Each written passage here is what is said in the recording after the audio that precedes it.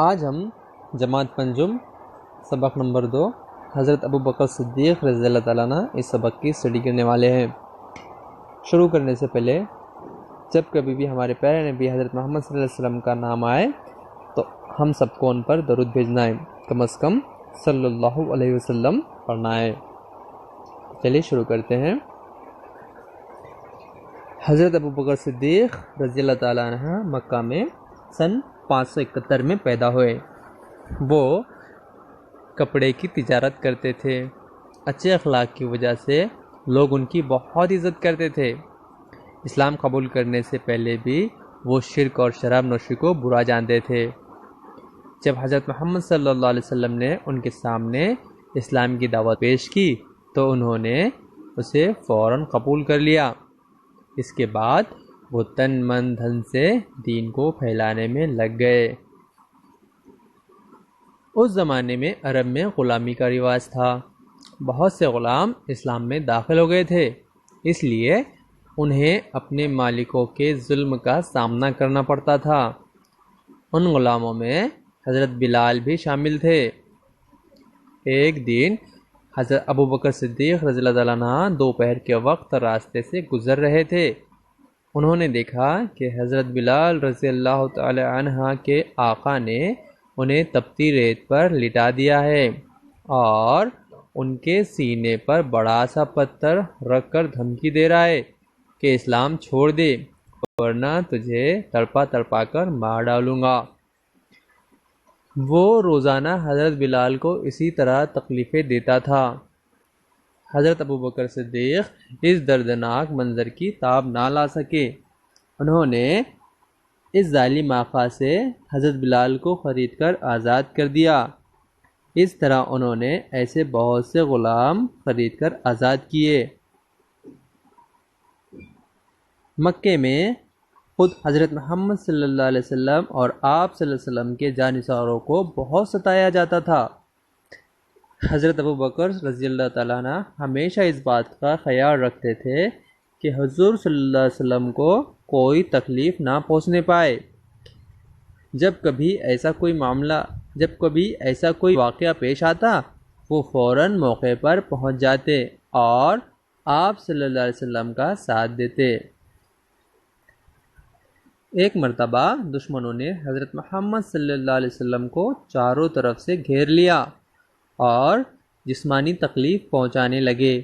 کسی میں ان کو روکنے کی ہمت نہ تھی، لیکن حضرت ابو بکر رضی اللہ تعالیٰ عنہ نے اپنی جان کی پرواہ نہ کی۔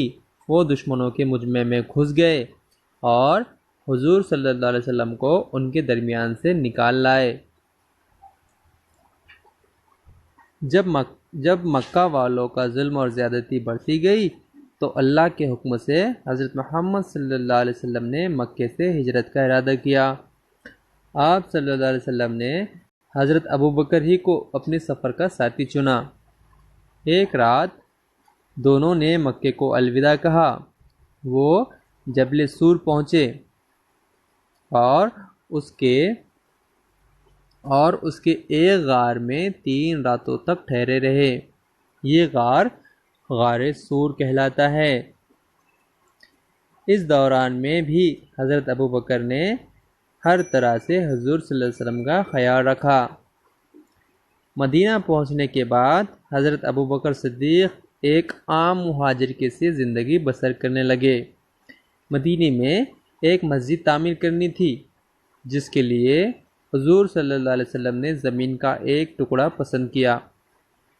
حضرت ابو بکر نے نہ صرف اس کی قیمت ادا کی بلکہ خود سرور عالم صلی اللہ علیہ وسلم کے ساتھ مسجد بنانے میں شریک رہے۔ ایک مرتبہ دشمنوں سے مقابلے کے لیے کثیر رقم کی ضرورت تھی۔ حضرت محمد صلی اللہ علیہ وسلم نے اپنے ساتھیوں سے مدد کرنے کے لیے کہا۔ اس نیک کام میں ہر ایک نے بڑھ چڑھ کر حصہ لیا۔ حضرت ابو بکر رضی اللہ تعالیٰ عنہ اپنے گھر کا سارا مال و اسباب اٹھا لائے اور حضور صلی اللہ علیہ وسلم کے قدموں میں ڈال دیا۔ آپ صلی اللہ علیہ وسلم نے پوچھا، ابو بکر تم نے اپنے گھر والوں کے لیے کیا چھوڑا؟ انہوں نے جواب دیا، ان کے لیے اللہ اور اس کا رسول کافی ہے۔ آخر عمر میں حضرت محمد صلی اللہ علیہ وسلم بہت بیمار ہو گئے۔ نماز پڑھانے کے لیے مسجد آنے کی طاقت بھی آپ میں نہ رہی۔ حضرت عائشہ رضی اللہ تعالیٰ عنہ کے ذریعے آپ صلی اللہ علیہ وسلم نے حضرت ابو بکر صدیق رضی اللہ تعالیٰ عنہ کو حکم دیا کہ وہ نماز پڑھائے۔ حضرت ابو بکر رضی اللہ تعالیٰ عنہ حضور صلی اللہ علیہ وسلم کی بات کیسے ٹال دیتے؟ چنانچہ حضرت محمد صلی اللہ علیہ وسلم کی جگہ انہوں نے مسجد نبوی میں 3 دن نماز پڑھائی۔ حضرت محمد صلی اللہ علیہ وسلم کے وصال کے بعد مسلمانوں نے حضرت ابو بکر رضی اللہ عنہ کو اپنا خلیفہ بنایا۔ اس وقت انہوں نے مسجد میں بڑی اثر انگیز تقریر کی۔ انہوں نے فرمایا، اے لوگو، میں تمہارا حاکم بنایا گیا ہوں، لیکن تم سے بہتر نہیں ہوں۔ اگر میں نیک کام کروں تو اس میں میری مدد کرو، اور اگر مجھ سے کوئی بھول ہو جائے تو مجھے ٹوکو۔ خلیفہ بننے کے بعد بھی حضرت ابو بکر صدیق رضی اللہ تعالیٰ عنہ سادہ زندگی گزارتے رہے۔ وہ موٹے جھوٹے کپڑے پہنتے اور معمولی کھانا کھاتے تھے۔ غریبوں اور مسکینوں پر بے حد مہربان تھے۔ وہ محتاجوں کی ضرورت اس طرح پوری کرتے کہ دوسروں کو خبر تک نہ ہوتی۔ حضرت ابو بکر صدیق رضی اللہ تعالیٰ عنہ کی خلافت کی مدت 2 برس اور 3 مہینے تھی۔ کتنے؟ حضرت ابو بکر صدیق کی خلافت کی مدت 2 برس اور 3 مہینے تھی۔ اتنی مختصر مدت میں انہوں نے جس خوبی سے اپنی ذمہ داریوں کو پورا کیا، اس کی مثال ملنی مشکل ہے۔ حضرت ابو بکر رضی اللہ تعالیٰ عنہ کو کئی باتوں میں اولیت کا شرف حاصل ہے۔